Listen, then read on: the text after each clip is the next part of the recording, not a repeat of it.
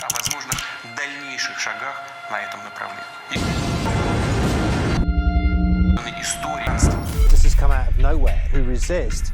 Oh, I tell you what, I just heard a big bang right here. The invasion, the attack. The entire world is witnessing the determined and brave resistance. We're in the middle of one of the most fundamental changes in the character of war in the history of mankind. Russian troops moving swiftly to take control of military bases in Russia is amassing more than 100,000 troops and a lot of military. The United States is interested in severing ties between Russia and Europe and also China. And China is already responding. This time it wasn't Russia, but China, another rival power, would get way ahead of us if we didn't pull out all the stops. If China threatens our sovereignty, concerns directly with China. Huge step forward in China's military. China conducted 2 tests of a hypersonic missile system, technology that would allow it to fire a nuclear warhead faster than anyone else. The U.S. does not currently have the ability to even track this weapon, much less defeat it. In this story of NATO versus BRICS, the non-nuclear edition, the attack on BRICS currency, it was around 2030 when this all began. According to Western propaganda, the invasion of the BRICS nation was a war about protecting civilians. Others will say it was about semiconductors and vast oil reserves, but everyone knew better. Everyone was convinced it was all about currency. Specifically, BRICS had a plan to introduce a gold-backed currency, a single Eastern and global South currency from gold that would eventually replace the US dollar when trading within BRICS and BRICS allied nations. Many scholars have said it's the kind of thing one has to plan almost in secret and launch it when it's ready, because as soon as you say it, you'll have a bullseye on your back. You see, the world relies on the US dollar, giving this federal corporation in North America unparalleled economic dominance, and nearly 80% of all international transactions are in US dollars, and 58 of foreign exchange reserves are held in US dollars, and almost 40% of the world's debt is issued in US dollars. This gives the United States extraordinary powers and its exorbitant privilege over nearly anyone that imports or exports nearly anything, anywhere. The US government had declared a mission accomplished for the US NATO intervention following reports of mass atrocities that were under the BRICS bloc control. It was later revealed that the sitting president at the time had asked their advisors, "Force would be a gross violation of the UN Charter, and we will not allow it to go unchallenged or unpunished," to draw up options including a military front against the BRICS regions. The Defense Department was reportedly ready with a full spectrum of sea, air, and ground military operations unless the oppositions would plead temporary insanity or going against NATO's humanitarian efforts. You have to recognize the double standards. There are several other parts of the region that are in the South America, Asia, Middle East, and Africa which pretty much needed humanitarian support, but nonetheless, the West has ignored and didn't pay any attention to, since modern colonialism was still in effect due to the Treaty of 1213 and the Sister QV Act of 1966. And so the world watched as armies pummeled the BRICS nations with EMPs, knocking out their electronics at first, stealth bombers came next, and nanoswarms came to clean up any missed targets. All of this was under the pretext of humanitarian intervention into the BRICS nations. All this as the U.S. prepares for a conflict with China. How close are we to all-out conflict between the world's 2 largest superpowers? 继续沿着错误的道路狂飙下去，再多的护栏也挡不住脱轨翻车，陷入对抗冲突。 Later on, documents revealed an alternative agenda behind the BRICS war that the mass media had failed to report on.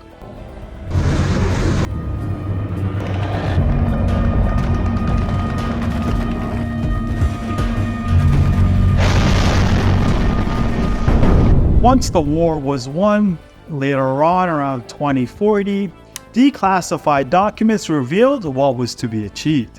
1. Prevention of the demise of the US dollar, as well as 2.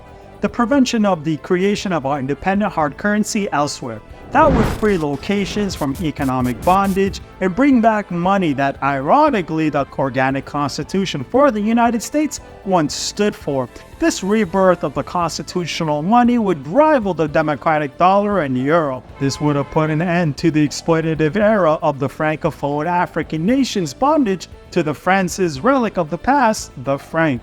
In the months leading up to NATO's military intervention of 2030, Chinese president at the time had called on nations to join together and nurture the BRICS new currency that would ensure nations can trade with one another with a gold-backed currency. It was an idea that would have shifted the economic balance of the world, as countries' wealth would depend on how much gold they had and not on how much US dollars they stashed in their treasury reserves. To give some quick context, it is commercial banks, not governments, that generally issue newly created currency in Western economies. Originally, all currencies in world reserves are backed by gold since gold is credible, just like how once the US dollar was backed by gold as a new currency once the British pound had lost its credibility. But in 1933, US President Franklin Roosevelt effectively nationalized gold domestically and forced persons to use central bank Federal Reserve notes instead. During that time, gold remained the reserve asset for other currency globally speaking. In 1944, the IMF and the World Bank were created at the Bretton Woods meeting that took place in New Hampshire, in order to unify the world to the US Federal Reserve Bank issued currency creation system. This is when 44 countries had agreed that the US dollar would be the global currency, since the US dollar agreed to peg its dollar to gold, where 1 ounce of gold would equal 35 US dollars. And other nations then would peg their currency to the US dollar, since this would have their currency backed by gold indirectly. Shortly after, in 1971, US President Richard Nixon closed the convertibility for nations to redeem their US dollars for gold. I have directed Secretary Connally to suspend temporarily the convertibility of the dollar into gold or other reserve assets, effectively ending the gold reserve backing of the dollar. This meant that the money supplied was created privately with interest. Let's say hypothetically I'm a central bank and you're another bank that needs my help, so you come to me to borrow some money. Let's say you borrow $1 and my terms and conditions is you have to pay me back my $1 and 1 cent of my money. Where are you going to get that 1 cent from? You're going to have to come back to me to borrow more money so this 1 cent can be created. Therefore, you can pay me back the $1 and 1 cent, because I would only accept my own money.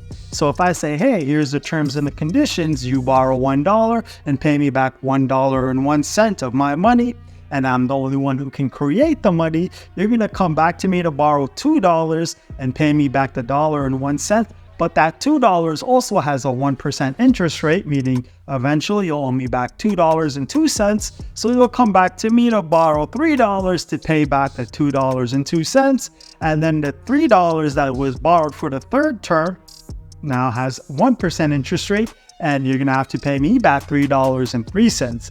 And so the debt cycle continues. So you can see that this system requires a continuous supply of debtors.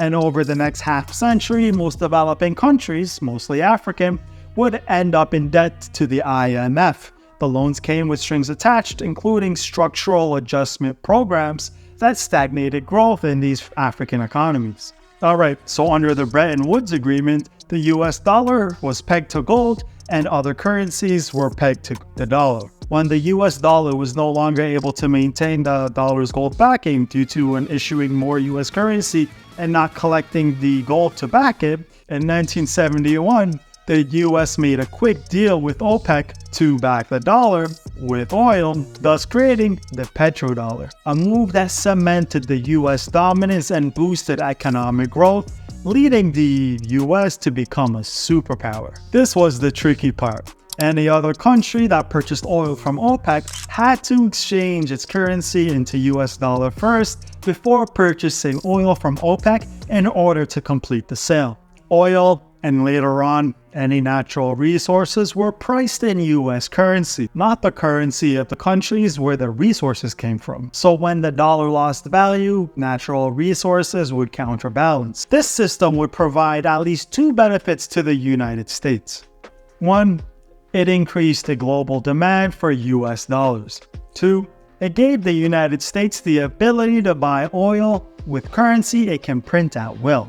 This fiat-based global financial system was stuck in and held in place not by pure economics, but by politics, with a pact with Saudi Arabia and the Congressional Military-Industrial Complex. In the councils of government, we must guard against the acquisition of unwarranted influence, whether sought or unsought, by the military-industrial complex.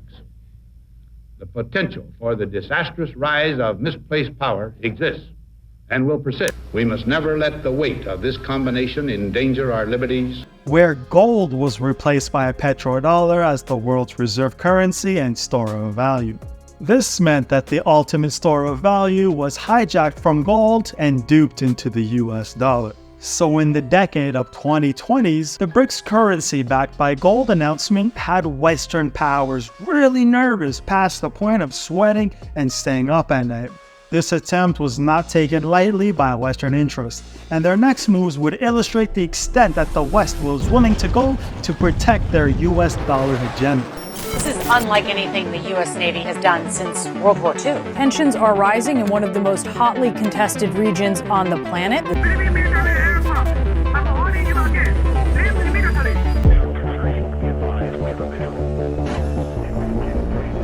The French president at that time had called the BRICS currency a threat to the world. In 2025, whistleblowers later revealed documents that had US communications mention tons of gold held by BRICS nations used to establish the backing of the BRICS currency. This BRICS currency had a very likely potential to provide the Francophone African countries with an alternative to the French franc. This undoubtedly was one of the factors that had influenced the French president's position to commit funds to the war against the BRICS nations. According to the leaked documents, France's communications revealed the real agenda it had in mind. 1.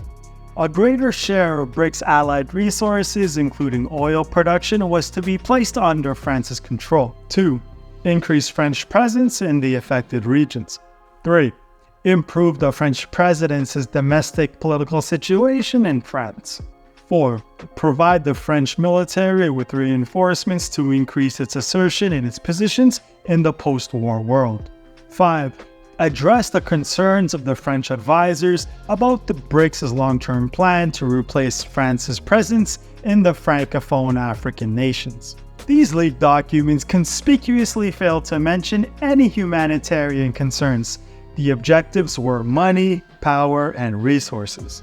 As well as protecting France's stranglehold on Francophone African nations, what made BRICS gold-backed currency a greater threat to the powers that be was that BRICS did more than just sell their goods in another currency other than the dollar. They had been laying plans to introduce the BRICS gold-backed currency by 2030, in a bid for the BRICS currency reliance, which would then lead to the topple of the US dollar-based financial system.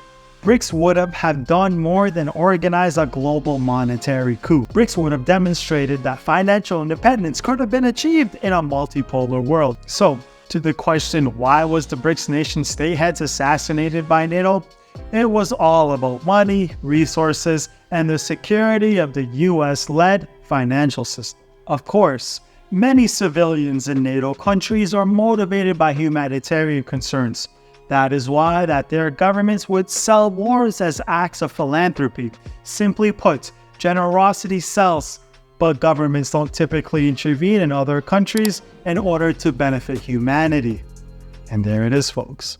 The meeting is an enormous sort of cocktail party. A lot of contacts, people meet and so on. A lot of things are discussed.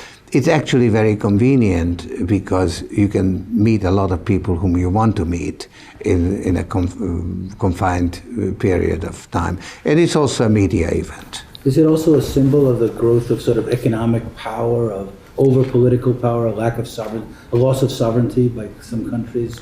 Well, it is actually symptomatic of the age, because you have presidents and prime ministers courting the financiers and the industrialists. And that's the story of the currency versus money wars between NATO and BRICS. Do you think that debasement of a gold-backed BRICS currency would have eventually happened if BRICS had succeeded in backing its currency with gold? Are we doomed to grand cycles of oscillations to and from gold and money and fiat currencies? Noble Drew Lee once said that one day you will walk over a $20 bill that's on the floor and will not pick it up since it's worthless. Is that day near? Check out this video, and thank you again for your continued support by watching Financial Almanac, and I'll see you in there.